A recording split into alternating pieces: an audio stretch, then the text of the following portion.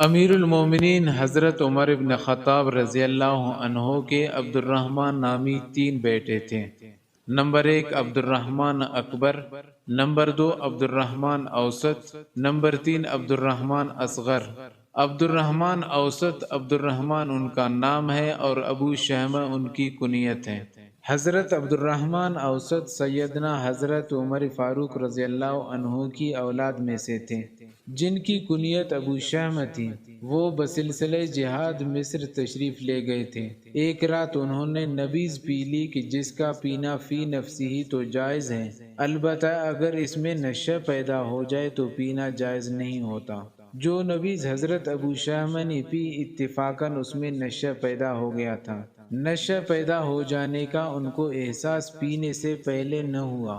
جب پینے کے بعد نشہ ہو گیا تو خوف آخرت اور اللہ پاک سے ڈر اور تقوی پرہیزگاری کی وجہ سے امیر مصر حضرت عمر بن عاص رضی اللہ عنہ کے پاس جا کر خود درخواست کی کہ میرے اوپر نشہ آور نبیذ پینے کی حد جاری کر دیجیے۔ انہوں نے معذرت کر دی، مگر حضرت ابو شامہ نے فرمایا کہ اگر حد جاری نہ کرو گے تو میں آپ کی شکایت اپنے باپ حضرت امیر المومنین عمر فاروق رضی اللہ عنہ سے کر دوں گا۔ تب انہوں نے اپنے گھر میں ان پر حد جاری کی۔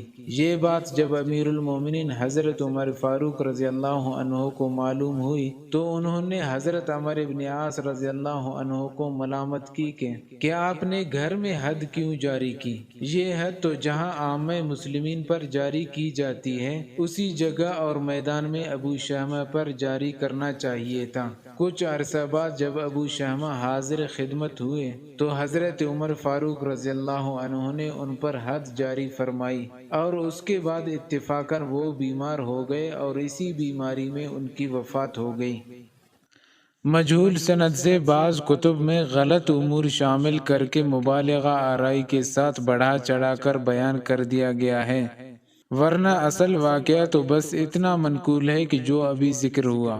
بعض لوگ کہتے ہیں کہ حضرت عمر رضی اللہ عنہ نے اپنے بیٹے پر حد زنا لگوائی ہے یا کوڑے لگنے کی وجہ سے وہ فوت ہوئی ہیں۔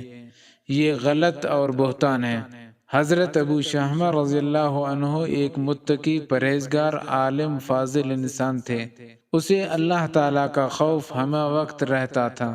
ایسی باتیں ایک صحابی اور ابن صحابی رسول کی طرف منسوب کرنا اپنی عاقبت برباد کرنے کے سوا کچھ نہیں۔